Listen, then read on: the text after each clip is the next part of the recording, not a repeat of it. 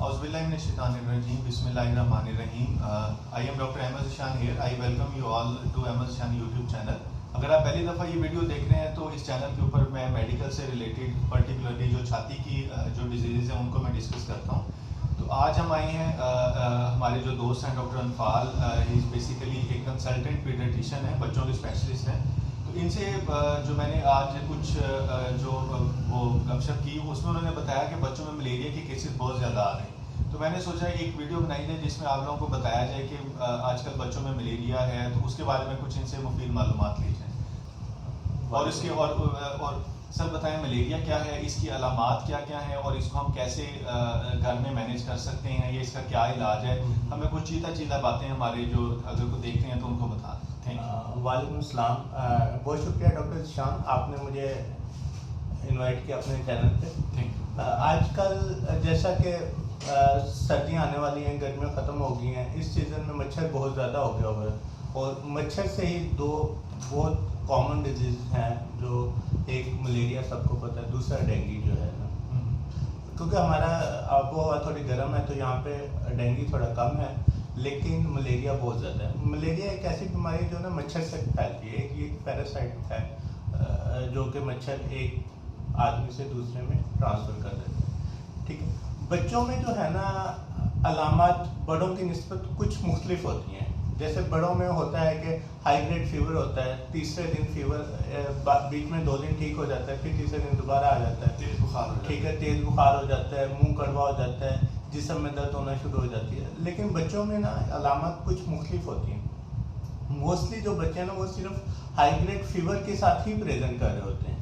ठीक है, और अगर थोड़े से बड़े बच्चे हैं जैसे 5 ईयर्स या इससे ऊपर वाले, उनमें दूसरी अलामत बाकी जैसे सीने के साथ बुखार उतर जाता है, जिस्म में दर्द, मुँह का जायका कड़वा होना, ये उनमें आ जाती हैं और बीच में बुखार ठीक हो जाता है, बीच में नहीं ठीक होता।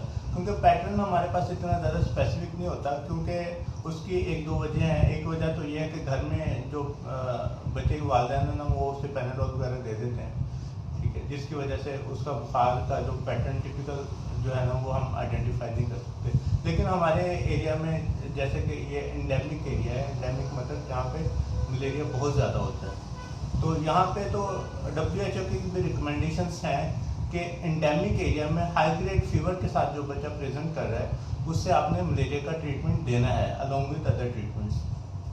अच्छा, दूसरा आपका सवाल था कि मलेरिया अगर एक बच्चे को हो गया है तो उसका घर पे क्या करें, कब डॉक्टर के पास लेके जाएं। अच्छा डॉक्टर साहब, ऐसा क्या कोई इसके बारे में कोई टेस्ट भी है जो कि एक आम मरीज करवा सकता है, या फिर वो घर में अगर कोई दूर बैठा हुआ है तो वो उसके बारे में क्या करे, जिसकी बेस पे अगर वो टेस्ट अगर नहीं करवा सकता तो फिर वो क्या करे। तो इसके बारे में भी हमें थोड़ा सा बता दें। हाँ जी बिल्कुल, आपने जैसे कि बताया कि इसका भी टेस्ट होता है, ठीक है, स्पेसिफिक टेस्ट होता है। जैसे आपने हेपेटाइटिस बी सी का स्लाइड एग्लूटिनेशन टेस्ट देखा हो, ये मलेरिया का भी बिल्कुल ऐसा ही होता है, जिसमें मलेरियल पैरासाइट एंटीजन हम आइडेंटिफाई करते हैं। इसके अलावा एक और बाटी thick and thin smear film होती हैं उसमें, लेकिन आमतौर पे हम टेस्ट नहीं करवाते, क्योंकि एक तो टेस्ट में टाइम लग जाता है और थोड़े एक्सपेंसिव टेस्ट हैं, एक्सपेंसिव, और आप पेशेंट की हिस्ट्री और उस पर आप ठीक है, और ट्रीटमेंट भी डिले हो जाता है। तो इसमें हमारी कोशिश होती है कि पेशेंट आया तो उसे ट्रीटमेंट दे दें हम, ठीक है, और उसका अच्छा रिस्पॉन्स आ जाता है, ठीक होगा। अच्छा डॉक्टर साहब, हमें आप प्रिसाइजली इसके बारे में बताएं कि अगर कोई इसके बारे में घर में अगर किसी को बच्चा है, उसको अब लग रहा है उनको मलेरिया है, तो उनको क्या करना चाहिए डिजीज़ के बारे में, इसके ट्रीटमेंट इलाज के बारे में हमें बताएं। सबसे पहले तो अगर आपको लग रहा हो बच्चे को बुखार हो गया तो कोशिश करें कि एज सुन एज पॉसिबल, जितनी जल्दी मुमकिन हो आप डॉक्टर के पास चले जाएँ, और डॉक्टर कोशिश करें कि बच्चों के स्पेशलिस्ट डॉक्टर के पास जाएँ।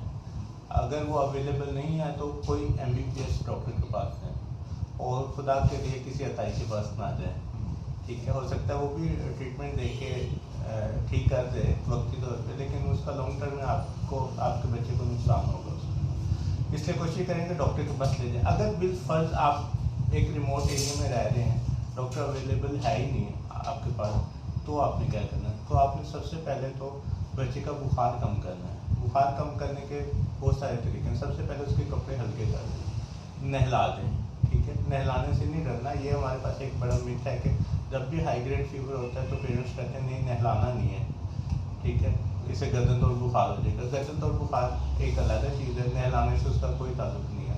आप नहलाएं, उसका बुखार कम करें, ठीक है, गीला कपड़ा भी डाल सकते हैं उस पर।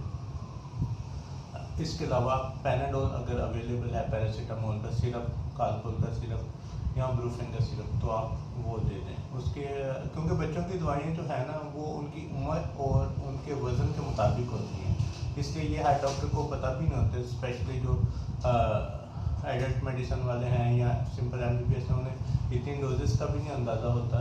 तो आप इसलिए मैं रिकमेंड करता हूँ कि सबसे पहले आप बच्चों वाले स्पेशलिस्ट डॉक्टर के पास आप देखें, ठीक है। अगर बिलफर्ज आपको कोई नहीं मिला तो आप कालपोल या पैनाडोल देके उसका बुखार कम करें और नहला दें।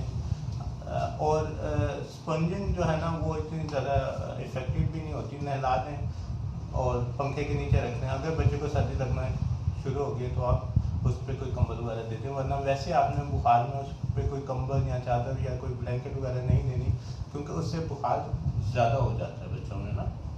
तो इसकी आप कोशिश करें, बुखार सबसे पहले कपड़े हल्के करने हैं, फिर आपने उससे ज़्यादा बुखार नहला सकते हैं। नहलाने में सर पे ज़्यादा पानी ना डालें, बाकी पूरे जिस्म पे पानी डालें। और ठंडा पानी डालने की ज़रूरत नहीं है, आप फ्रेश वाटर, ताज़ा पानी जो है ना वो डालें, ठीक है। और पैरासीटामोल या ब्रूफेन या कालपोल कोई बुखार वाला सिरप है तो वो 1 से 1.5 चम्मच तुरंत पिला दें। चलिए, थैंक यू डॉक्टर अनफाल। इसके अलावा अगर आपका कोई क्वेश्चन है तो कमेंट सेक्शन में लाजमी पूछिए। दूसरा ये है कि जो मोस्ट इम्पोर्टेंट चीज़ है इसमें वो इलाज एहतियात से बेहतर है। एहतियात क्या क्या है, आप बच्चों को मच्छरों से बचाएं, उसके लिए मच्छरदानी का इस्तेमाल कर सकते हैं। मॉस्किटो रिपेलेंट लोशंस हैं जैसे मोस्किल वगैरह है वो है। कुछ हमारे पास जैसे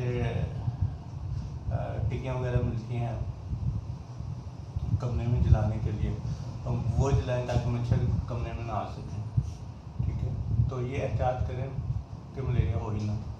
चलिए, ठीक है डॉक्टर अनफाल फिरदौस। तो इसके अलावा अगर आपका कोई सवाल है तो लाजमी आप कमेंट सेक्शन में हाँ पूछिएगा। बिल्कुल, आप पूछ सकते हाँ, हैं। कोई भी अगर आपको इसके बारे में फर्दर कुछ पूछना है तो लाजमी पूछिएगा, या डॉक्टर अनफाल से अगर आपने कोई भी क्वेश्चन पूछना है बच्चों की डिजीज़ के बारे में तो लाजमी आप कमेंट कर बिल्कुल, सकते हैं। हाँ जी। Okay, thank you so much for the time. Doctor Ahmad Shan signing of. अल्लाह हाफिज़।